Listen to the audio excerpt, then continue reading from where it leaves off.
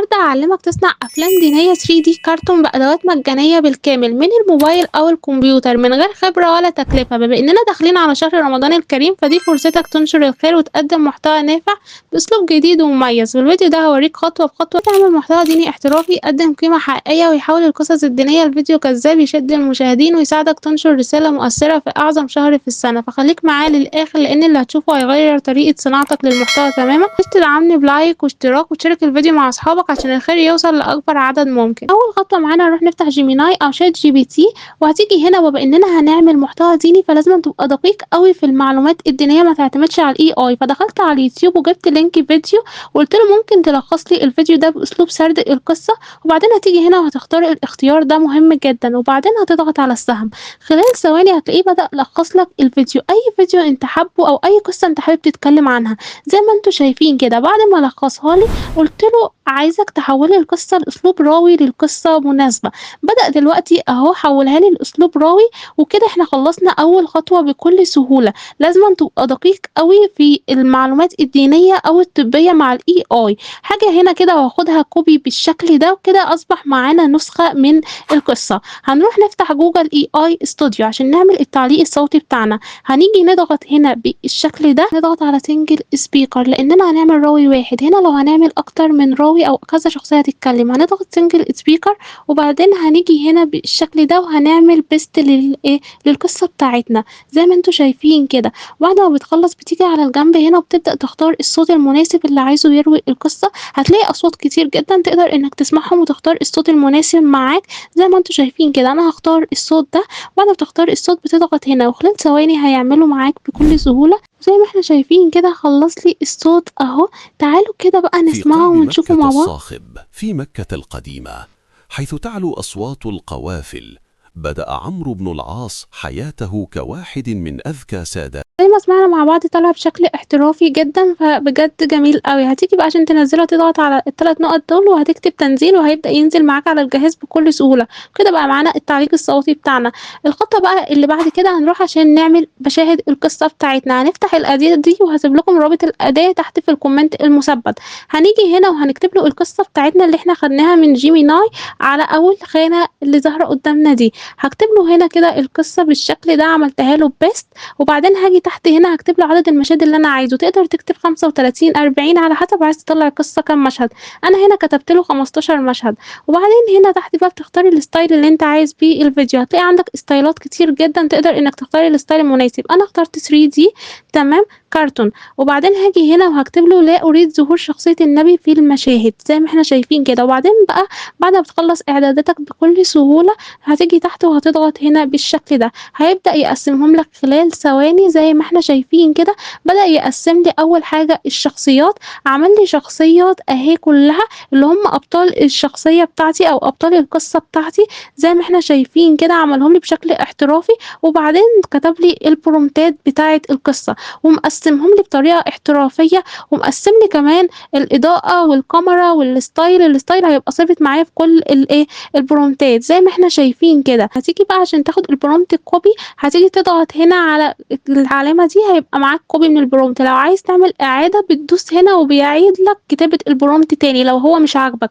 وزي ما انتوا شايفين كده كاتب لي البرومتات كلها بشكل احترافي. تقدر تزود مشاهد لحد 40 50 مشهد على حسب انت عايز القصة بتاعتك تبقى على كام مشهد. انا عملت 15 مشهد عشان وقت الفيديو. تقدر انت تزود براحتك جدا، فبجد تحفة قوي. هنروح بقى اول خطوة عشان نعمل الشخصيات بتاعتنا ونحولها الى مشاهد. هنيجي بقى على اول برومت بتاعتنا واول شخصية. هنيجي كده بقى على الجنب وهنبدأ ناخدها كوبي، وكده بقى اصبح معانا نسخة من البرومت. هنروح نفتح موقع فلول لان زي ما قلت لكم منزل تحديث جديد نقدر نستخدم نانو بنانا بشكل مجاني بالكامل. هنيجي نضغط هنا هيفتح معانا الواجهة دي. هتضغط هنا هيفتح بقى معاك الواجهة دي ومن خلالها هنعمل الصور بتاعتنا. هتتأكد انك على ايمج، وبعد ما تتأكد على ايمج هتنزل عند البوكس اللي تحت ده وهتضغط على العلامة دي وهتيجي هنا عند نانو بنانا. هتختار نانو بنانا برو هتعلم عليها بالشكل ده. وبعدين هتيجي هنا بقى تختاري المقاس اللي عايزه سواء بالطول او بالعرض على حسب شغلك. هتبقى تدوس عليه بالشكل ده وهتيجي هنا تختار انت عايز في كل مرة يطلع لك كام صورة. معاك لحد 4 صور. انا هختار صورتين كفاية جدا. وبعد ما بخلص باجي هنا اعمل له بيست للبرومت اللي انا لسه واخداه من الأداة بتاعتي، تمام، وبعد ما بتخلّص بتدوس هنا على السهم ده، هيبدأ دلوقتي يطلّع لك الصورتين بشكل احترافي، زي ما إحنا شايفين كده الصورتين طالعين تحفة جدًا بجودة احترافية وبنفس الأسلوب اللي أنا عايزاه بالضبط 3D بجد جميل جدًا. هتيجي عشان تنزّلها بتضغط هنا وبعدين بتختار 2K وبينزل معاك بكل سهولة. هتيجي بقى عشان تعمل الشخصية التانية معاك هترجع تاني للأداة وهتنزل على الشخصية التانية، هتيجي على العلامة دي تاخدها copy وهترجع تاني على موقع flow وهتنزل تحت هنا وهتعمل paste وبعدين هتضغط هنا وخلال ثواني هيطلّع معاك الصور.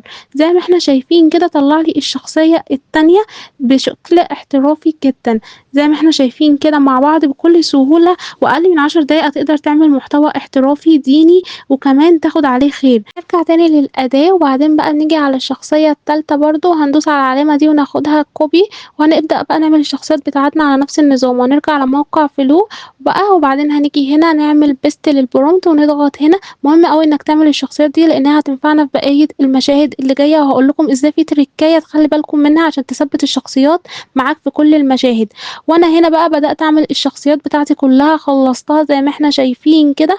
أنا الصراحة محتارة ما بين الصورتين دول طالعين بشكل احترافي جدًا، فبتبدأ تختار الصورة اللي عاجباك وبتبدأ إنك تنزّلها من السهم ده بكل سهولة وبشكل مجاني تمامًا. زي ما إحنا شايفين الصور طالعة بجودة حلوة أوي وبكل احترافية ما فيش أي أخطاء في الصور. فخلّوا بالكم من التريكاية الجاية عشان أورّيكم إزاي نثبّت المشاهد. بتنزّل الأول صور كل الشخصيات بتاعتك بعد ما بتخلّصها اللي هي الشخصيات الأساسية، تمام، دي الخطوة الأولى. بعدين بترجع للأداة بقى وبعدين بقى ننزل هنا عند البرومتات بعد ما نخلّص الشخصيات بتاعتنا علشان نعمل المشاهد بتاعتنا. بنشوف الأول مين اللي هيكون معانا في المشهد الأول عشان نحط صورته، هنيجي ناخده كده copy بالشكل ده وهنرجع تاني على موقع flow. خلاص إحنا عرفنا مين هيبقى معانا في المشهد الشخصية الأولى، فهنيجي هنا بالشكل ده هنضغط عليها وهنعمل تحميل لأول صورة معانا زي ما إحنا شايفين كده، وبعدين بقى بتدوس هنا وبتختار المقاس هتلاقيه معمول أوتوماتيك وبتضغط هنا هتبدأ الصورة تحمّل معاك. مهمة أوي الخطوة دي. وبعدين بقى بتعمل الprompt بالشكل ده بتعمله paste وبتبدأ إنك تدوس على السهم ده وخلال ثواني هيعمل لك المشهد الأول. لو في أكتر من شخصية في المشهد هاوريكم إزاي نحط أكتر من شخصية. زي ما إحنا شايفين المشهد الأول طالع بشكل احترافي إزاي، زي ما إحنا شايفين كده مع بعض الصورتين طالعين بشكل احترافي جدًا. تبدأ تختار الصورة المناسبة معاك وبتبدأ إنك تحمّلها. هتيجي برضه ترفع هنا صورة الشخصية اللي هتبقى معاك في المشهد التاني، تمام، وهترجع تاني الأداة وبعدين هتيجي هنا وتاخد بقى copy. بتتأكد الأول أهو مكتوب لك بالعربي وبالإنجليزي مين اللي معاك في الشخصية وبعدين بتاخده copy وبترجع تاني على موقع flow بتعمل paste، تمام، زي ما إحنا شايفين كده وبتعمل على السهم ويبدأ خلال ثواني يطلّع لك المشهد التاني. طلّع لي المشهدين بشكل احترافي والشخصية ثابتة معايا في المشهد ما اتغيّرتش زي ما إحنا شايفين. فأنا شايفة الصورة دي مناسبة أكتر فهاجي بقى عاجباني فهادوس على السهم ده وهابدأ أنزّلها. بكل سهولة بقى هنعمل المشاهد بتاعتنا على نفس النظام. هنرجع تاني على الأداة وبعدين هنيجي بقى هنا عند الprompt التالت بنشوف برضه مين معانا في المشهد الشخصيات وبعدين بنيجي هنا وندوس copy وهنرجع تاني على موقع flow. زي ما إحنا شايفين كده بكل سهولة بنقدر نعمل أفلام حرفيًا، هتقدر تنتج أفلام بطريقة احترافية. ترجع على موقع flow بكل سهولة، تمام، وهتيجي هنا تحت هترفع بقى الشخصية اللي معاك، تمام، وبعدين هتعمل paste للprompt وبعدين هتدوس هنا بالشكل ده. هاوريكم إزاي دلوقتي هندخّل أكتر من شخصية في الprompt. ثواني بقى بيبدأ يطلّع لنا أهو طلّع لي الصورتين بشكل احترافي جدًا والشخصية ثابتة معايا في المشاهد، فخلّوا بالكم من النقطة دي بجد جميلة أوي. فأهو أنت دلوقتي قدرنا ننزّله بكل سهولة وأنا عملت أهو مشهد تاني زي ما إحنا شايفين. بترجع برضه بقى على الأداة وهتاخد بقى المشهد اللي بعد كده. بنشوف برضه مين الشخصيات اللي هتبقى موجودة معانا في المشهد، تمام، وهو هنا هيبقى أخوه. هنيجي ناخده copy بالشكل ده وهنرجع تاني على موقع flow وهنختار بقى الشخصية التانية معانا. هنبدأ إن إحنا ندوس هنا وهنبدأ نحمّلها، تمام، وبعدين هنعمل paste هنا للprompt بكل سهولة وبعدين هنضغط على السهم وخلال ثواني بقى هيعمل لي الشخصية التانية بشكل احترافي. وزي ما قُلت لكم أنا هاوريك إزاي هنقدر ندخّل أكتر من شخصية من خلال المربع اللي تحت ده. زي ما إحنا شايفين كده الصورة طالعة معايا بشكل احترافي جدًا، فبجد تحفة أوي بجد. هتقدر تعمل أفلام احترافية كل يوم بشكل مجاني تمامًا. زي ما أنتم شايفين الخطوات سهلة وبسيطة خالص.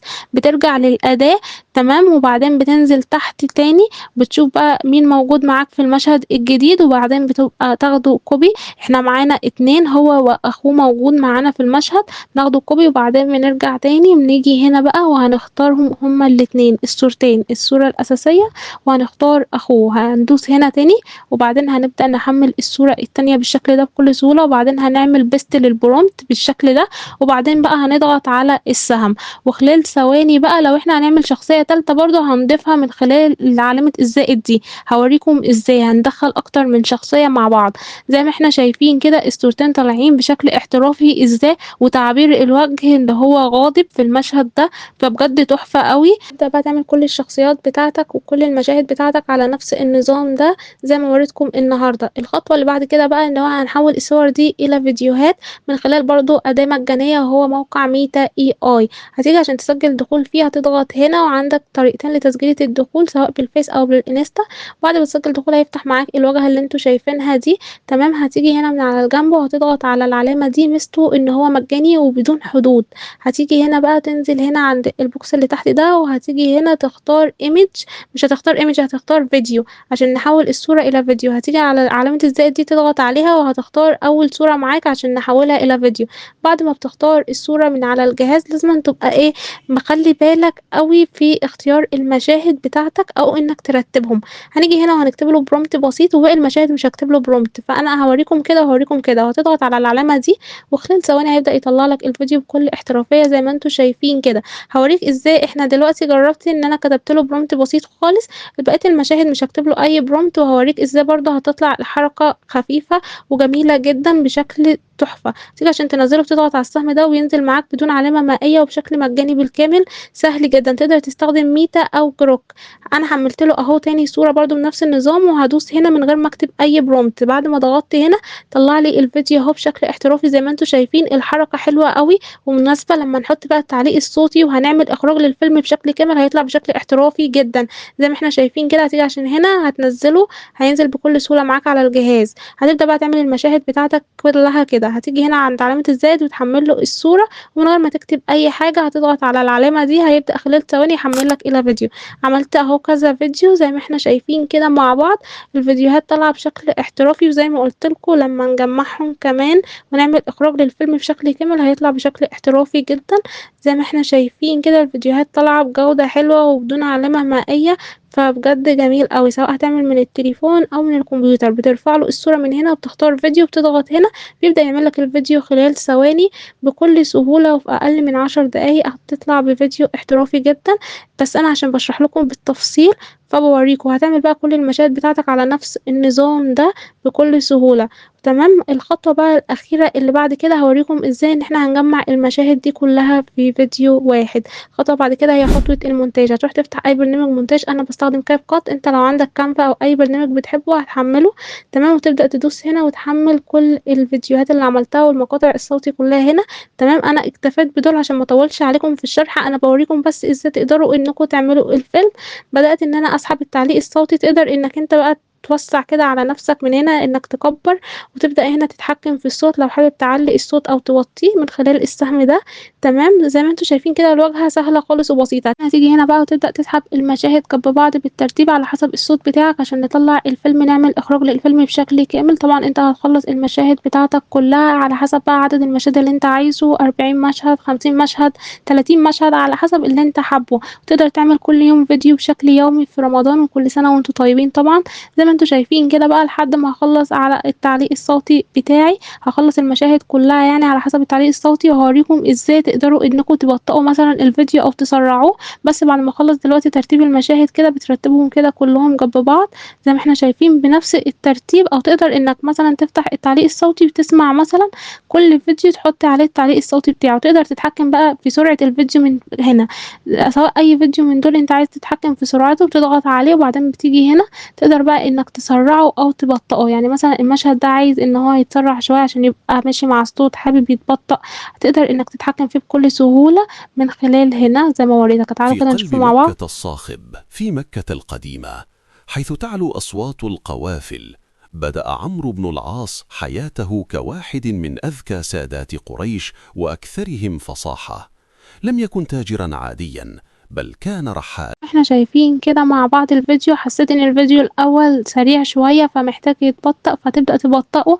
تمام، الفيديو مثلًا ده سريع مثلًا عايز تسرعه، أي حاجة أنت حاببها تقدر تتحكم فيها زي ما قلت لك من خلال هنا زي ما وريتك بكل سهولة، بتضغط على الفيديو وبعدين بتضغط هنا وتبدأ بقى تتحكم في السرعة، سواء كده بتبطأ وكده بتسرع. تمام، عشان يكون ماشي مع الصوت بتاعك زي ما إحنا شايفين كده بكل سهولة، ومواقع مجانية من غير أي تكلفة هتقدر تعمل فيديوهات بشكل يومي حرفيًا جميل جدًا، ومش هياخد منك ربع ساعة، فبجد حلو أوي. زي ما إحنا شايفين كده بقى بتبدأ لو حابب مثلًا تقص جزء أو تشيل جزء، بتبدأ بقى إنك تضبط الدنيا كده على حسب وجهة نظرك أنت أو حسب أنت حابب إيه لحد ما تضبط الفيلم بشكل كامل. أنا باوريكم دلوقتي أهو بكل سهولة إزاي تقدر إنك تستخدم الأدوات دي، وباعرّفك على واجهة الموقع زي ما إحنا شايفين كده. لو حابب تضيف مثلًا sound effect أو حاجة، هو الفيديو مش محتاج الصراحة، لو حابب تضيف أي نصوص بتضغط هنا أو تضغط هنا وهو هيعمل لك استخراج للنص بشكل تلقائي، بتضغط هنا وتلاقي ظهر النص على الشاشة، يبقى الكلام ماشي مع الصوت. هنا لو أنت حابب تضيف sound effect، هو الفيديو مش محتاج sound effect بس أنت لو حابب تضيف بتضغط هنا وبعدين هتلاقي هنا sound effect، تقدر تسمع بقى المناسب معاك وتختار الحاجة اللي أنت حاببها. وهنا بقى لو حابب إنك تضيف إفكتات أو انتقالات ما بين المشاهد برضه براحتك جدًا. أنا دلوقتي زي ما قُلت لكم باعرّفك على واجهة الموقع بحيث تكون متمكن من كل حاجة، وتخلّص بقى تضغط على export وهيبدأ تعمل إخراج للفيلم معاك بشكل مجاني تمامًا. وكده يبقى خلصنا شرح النهارده، فلو عجبك الشرح متنساش تعمل لي لايك واشتراك وتفعل الجرس عشان يوصلك كل جديد في عالم ال AI، وتشارك الفيديوهات مع أصحابك عشان أشارك معاكم مواقع مجانية أكتر.